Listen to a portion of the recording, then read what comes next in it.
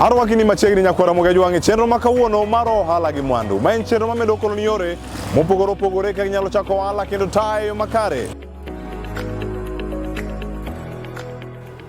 Nyakwara moga jwang kawuono ka wachako mesa mar Ohala Gi Mwandu wamenyo ohala. Mabende nyabedo kipenjori ni bende ing'eyo ni gigo mantiere e udi inyalo lokogi kanyo ka iketogi kuonde mopogore opogore. Ka iduso ot mantiere ei ot kod mago mantiere oko. Ma en ohala ma jok moko bende keto bedo yuto margi mapile ka pile.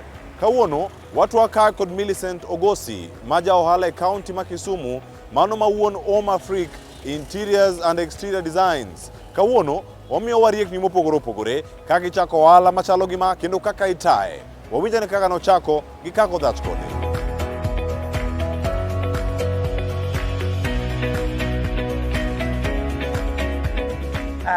Nyinga en Millicent Ogosi. Ohala ni nachako 2024 May, mano last year. To gimano mi achake atimoga interior design. To sama timoneji interior, I usually aketoga samora keto flowers, lurege kaka aginene aloso od ng'ato. Samora keto flower moro kate kona kamoro to kate garden gini ke chatimo interior gi exterior. Koro samora keto negi adwana ket negi flower lakini or plant. Koro yudo plant no bedo ga katek. Kaka dwa yudo plant monda dhia kete to ng'eny plants mag indo mana duaro na yudo ga mana Nairobi. Koro aparo ni to mondo bed na mayot yudo plant. Abro timo nang'o mondo katimo nikech biashara na ng'eny Kisumu. Abro timo nang'o mondo mi sama timo interior to yotna mondo aginene. Mondo ayud maua machiegni aketne wateja e ute gi kate garden gi. Koro mano mi achako ohala ni, achake last year May, koro odhi mbele kamano. Chako ohala ni ok ne yot, nikech ne anyawacho ni ne aonge gi capital. Nokawa time mondo achake, kaparo kaka nyalo timo tok na yudi. Koro awuoyo gi osiepna moro, anyise gima dwa timo. Tapenje ko nyalo supporta. To openja mana penjo a few kaka ntie gi kama dwa chake to gi budget na inchal nadi. Koro anyise ni budget na manya chako go en kama. Koro apenje ka wanyalo romo mondo wawuo about it. Koro wawuoyo to onyisa ni okay, adhi neno gima nyalo timo. Anyise ni giminya timo kata inyiewo na mana materials. Ichulo fundi agero shed nikech ing'eyo it's a challenge tiyo e kama otimo chieng'. Koro nadwaro ni abed kama katimo ginene kata katimo ohala to ok ni an under distress mar ni chieng' chama ang'o gini ya. Koro osiepna no nogero na shed machako godo. Koro nadhi machako ohala no and achake kamoro. Challenge nen ni kama nachake nen kama rent, okay? To kaka rent no kanyo mano no kuon go. Ng'ama no miya space no kuon go. Koro obedo challenge nikech ng'ato obiro later kapenja ni to kanyo antie nadi. To anyise to wacho ni kanyo lope. Koro amanyo kamoro within the 3 months eka biro kae bende am renting. Koro materials some of them manan go kocha emamuko aduoga chaka gero kae. Koro mano ne en challenge nikech mondi move to bed king'eyo ni mabe ok en kara, Koro kinyal ng'eyo kendo gima nyalo timre. Mago gin challenges ma asiko aparo ni to what if. But so far alafu jima Kisumu be jima ng'eny poko embrace the beauty of plants inside the house. Mara ning'eni en mabedo e yot. Aero loso flower plants mabete e yot. Flower mantie oko, plant mantie oko ng'eny Kisumu ka. E bath ndara kamora moro ibro yudo plant mantie oko. But anto a specify a plant mabete e yot. Matimo mi decorate godo ot. Koro pod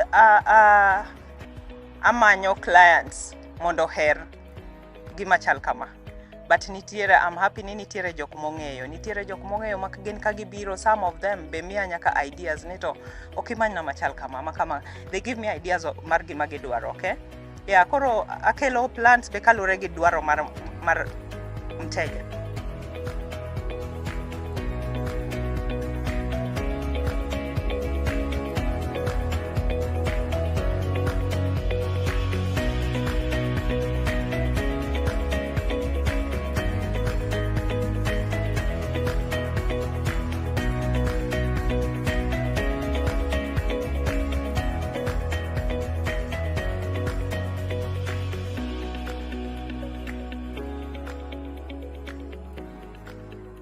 Gima keep moving e ohala ni ahere seriously. Atimo gima hero. From interior design, I love it. And gima timo with a passion. I get satisfaction sama mama mteja na omor gi gima oyudo ira. Kata tich matiyone. Korka interior, samora tieko tich, client more, ayudo ka it's very satisfying. Yeah, koro en gima timo out of passion.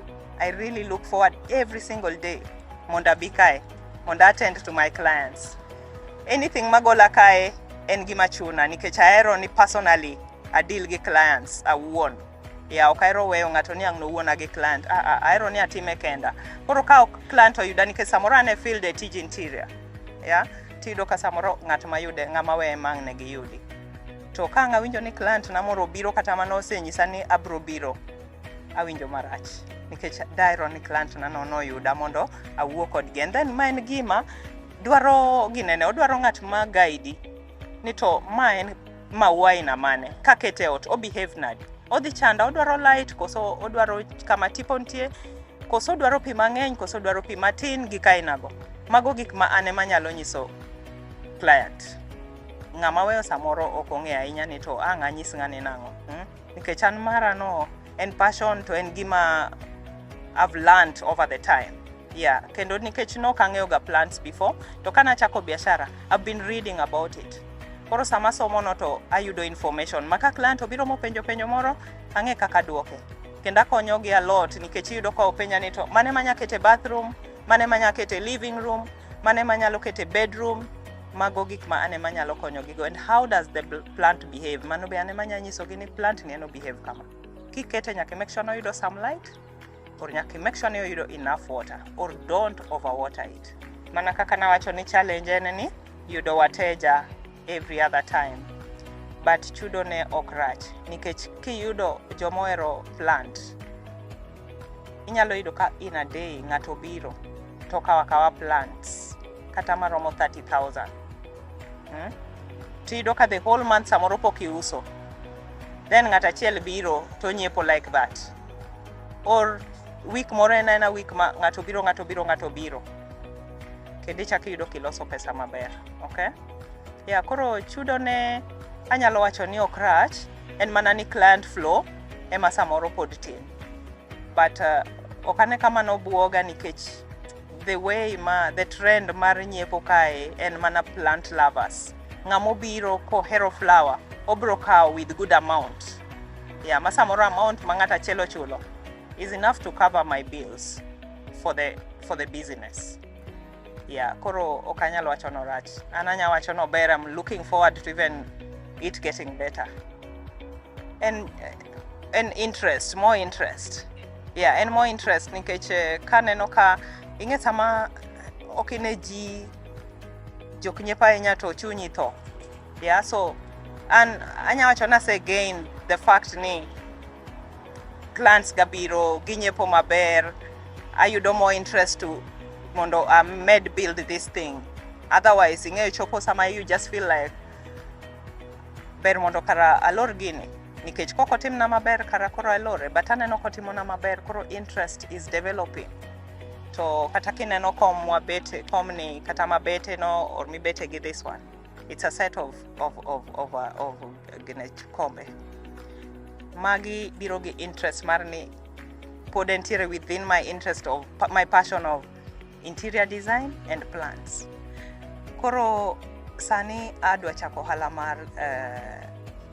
mar outdoor chairs. Nikech asebedo kakelogi kae rito ji kawo, akelogi kae to ji kawo. But I'm not consistent. Nikech aonge gi storage maber mar ohala no, okay? Yeah, koro kakelogi to ji to dhi samoro bende aweya just because aonge gi storage, koro ka ng'ato kelo order tatimo. But koro ayudo kama adwa yawe just across the road opposite kama ntiere ni madhi bedo na mayot. Koro ineno ka en gima o build interest na every other day mondo achak gima chielo mondo adhi mbele kode. Yeah, koro anya wacho ni that's a big gain for me. Nikech interest mar dhi mbele go ohala no nitie.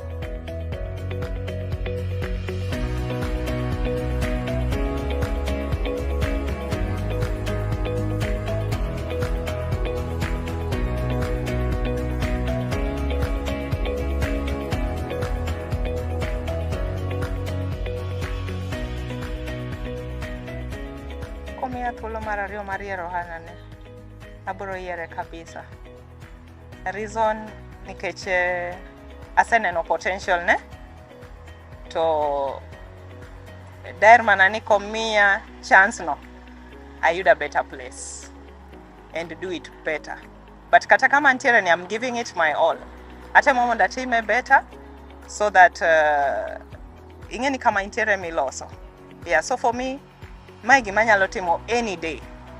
Yeah, alafu an ga ng'at moro ma ok give up. Kachako ohala, adwa neno ni ochopo kanye. Ok yot mondo give up. Emomiyo for the longest, interior design en gima setimo since 2010 while I was still employed. So it keeps on growing, I keep on learning. Kaka nachako gi soft interior, sani atimo hard interior. Nachako matintin gik moko kaka curtains, ang'o gini. Sani anya timo gik moko kaka tiling, atimo painting, atimo cabinetries, a lot. Yeah, sani I'm just full in interior. Koro en gima passion nitiere, koro en gima chunya ok nyal tho godo. To e piny masani be aselan ni tim gimihero. Kitimo gimihero ok inyal weyo mayot. But kitimo gimoro nikech ng'ato timo, you can easily give up. Yeah, anatimo gimahero, to bende ahero mondo I come up gi gik manyien nikech konyuoli a creative person, you keep on coming gi gik manyien. Yeah, but iyudo ka ng'ato timo because itimo. But me, what keeps me going is that I create my own design, I create my own ideas. Yeah, koro en gima kata okethre kawuono, tadwa chako manyien, abro chako. Kata olor kaeri nyaka many premises machielo, abro chako. Ka in gi pesa moro matin tidwa chako gimoro, kik ibed piny kirito pesa mang'eny. Samoro kibiwa ichake. Beda chaka gi matin ma intiere godo no. Ana nyalo wacho ni nachako gi plants matin kabisa. To nachako in an open air. Ma by the time ana approach friend na no, nen mana the challenge mar ni kama ntiere ni en too sunny. Chieng' chama, koth kobiro I'm running away, gika inago. But ok naluor chako kata mana gi 5,000. In fact, anya wacho ni nachako gi about 800 to get my first plants. Kase kelogi, then I used around 10,000 to get my pots. Then kamane kaka nachako in an open space. Yeah, koro ngata madwa chako gimoro, don't fear. There's fear of the unknown. Mamoni chako gimoro, do not fear. Chake gimatin ma intiere godono, and you never know kumagino dhiterie, and you never know where your support is going to come from. Koro bera chako, ananya encourage ngat mantiere gi interest mar chako ohala mora, whether it's one like this, chaka gi whatever little maingo kata in mana 1,000 bob. And what matters is the setup. Okinya bukri ni dwa chaka gimoro ti chake to. Setup is very important. Presentation, kaki I present girino, very important. Yeah, koro kato tinti present maber, you'll be surprised. Ni iyuda wateja. Yeah.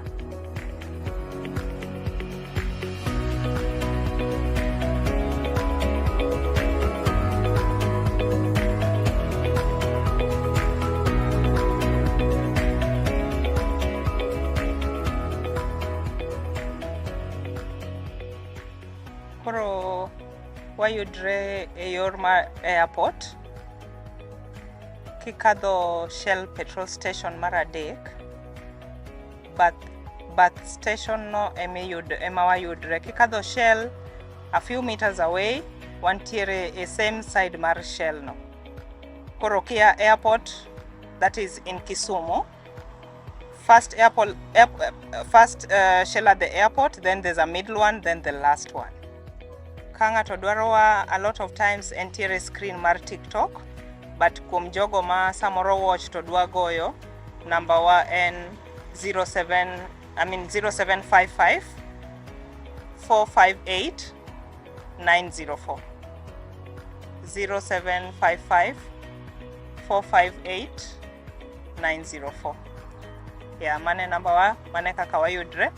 Yeah, koro kigoyo number no, ane mabro mako most of the time.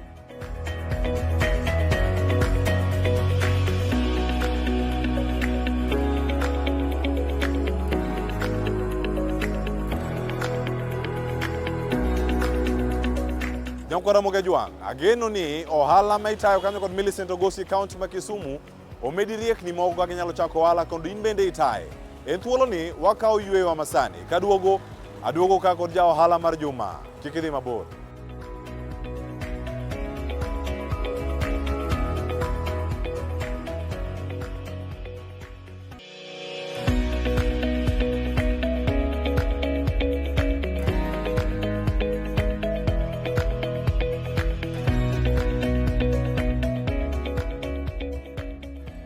Machiegni kendo Nyakwara Mogejwang, chenro ni mar Ohala Gi Mwandu kendo en mor mara e pod ikete kar kae chenro ni arno achaki nyaka sani kama wantiere.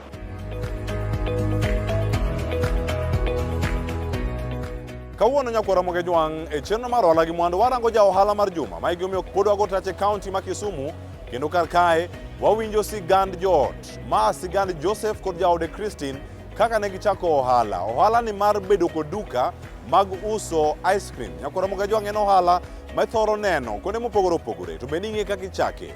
Ohala ni gisetime kuom kinde, to kawuono Joseph gi Christine e ohala ma gitimo ni ochopo gi mesa wa mar ja ohala mar juma.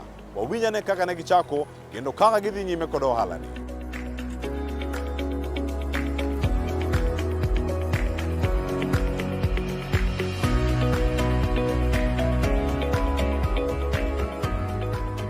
Nyinga ni Joseph owuon.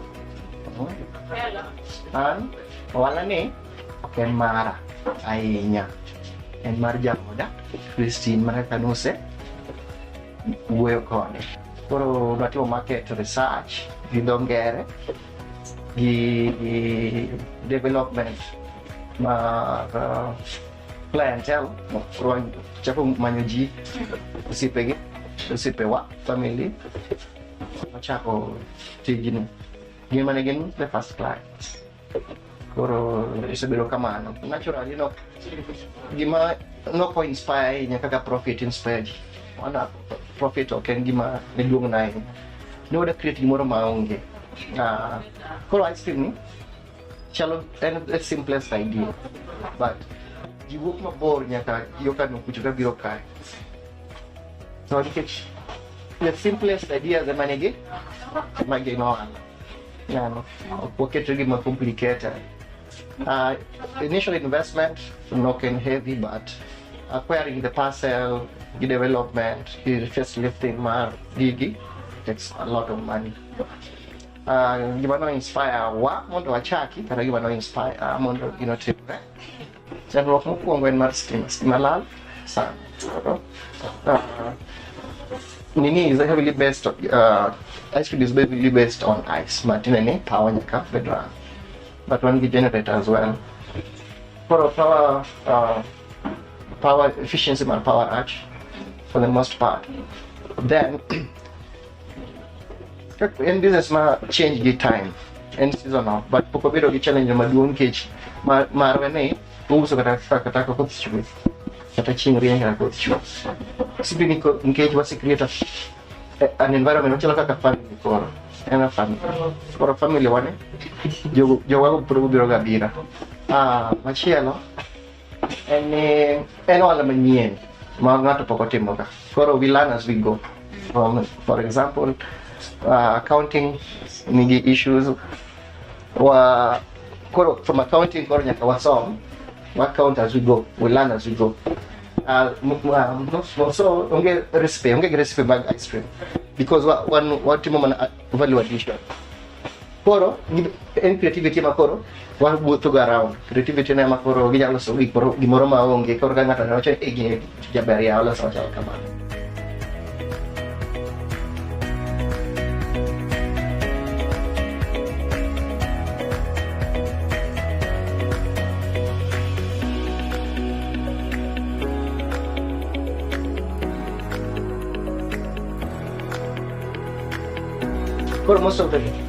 Most of the systems maji tiyogo sani are automated, but nyaka gidhi manual mondi kapok automated mondo ging'eyo gige the basics, the back end. Koro ging'e back end mondi obro automate but bookkeeping eminyalo ng'ego ka idhi run at a loss, when to stock, when to change plans, when to change the quantity miuso. What demand nyalo ng'eni mane flavor mane madhi ahinya, flavor mane mok dhi. Koro konyi kuom the general management mar fees. Nikech jogi gin te gidwaro mondo o succeed, apani that desire mondo kik go fail miyo wa jiwo kata chuny mar dhi mbele. But generally aparo gima inspire my business nyaka succeed, and the initial investment, not just in terms of money, even in terms of time, skills, magomiyo wadhi mbele. Nena ji ka ji omor ko chama gimiluongo ni ice cream be berna wante. Alafu nyithindo be ng'eny ka nyithindo wahero nyithindo. Ice cream mostly en mar nyithindo gi mine. Koro wuone gi nyalo kelo gikoro, but nena ka family obet kano en gima mora, especially kaka family person. So gini ne omanyo ga kiwach na no wuotho ga around kwa manyo monya yue chamo ice cream, but no kwa yudga. Koro machako mondo mi family yud kama gibete. I will choose this same business again because and worth it.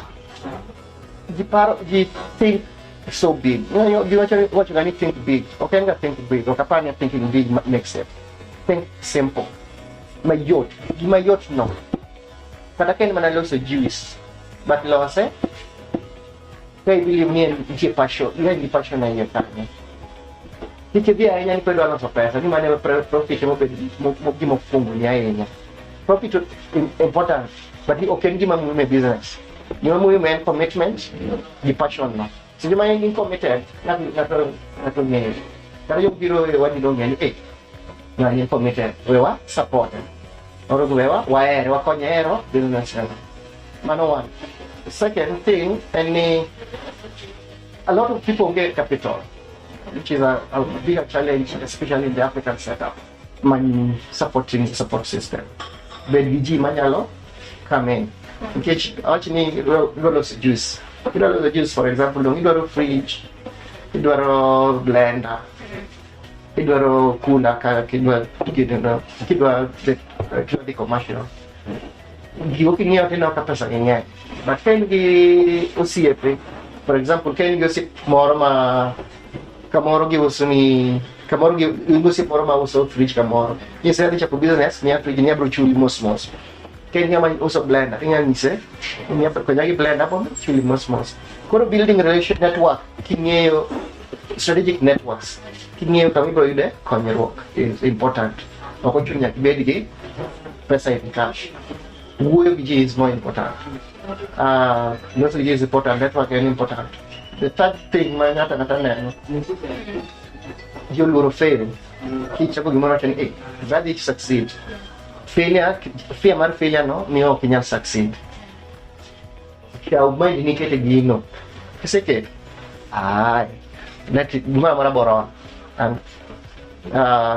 Gigi ko ne, ibo succeed. Pag succeed ibo lang. Pag kailangan siya kumachiyal.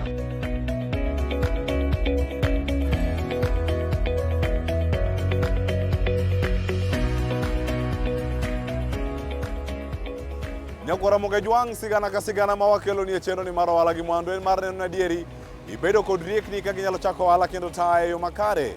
Ageno ni sigan Millicent Ogosi mano mantie kaunti ma Kisumu kaachiel koda ka ohala ma itimo kod Joseph kod jaode Christine mayudore bende kaunti ma Kisumu omi riekni kaka inyalo chako ohala kendo taye e yo makare. Mane makelo e giko mar chenro ma kawuono mar Ohala Gi Mwandu. Tudi koda kendo juma manyien ka omenyo ni ohelni mamoko wami riekni kaka ibiro chakogi kendo tayogi e yo makare. Oriti masani, nyinga Cleophas Oluoch.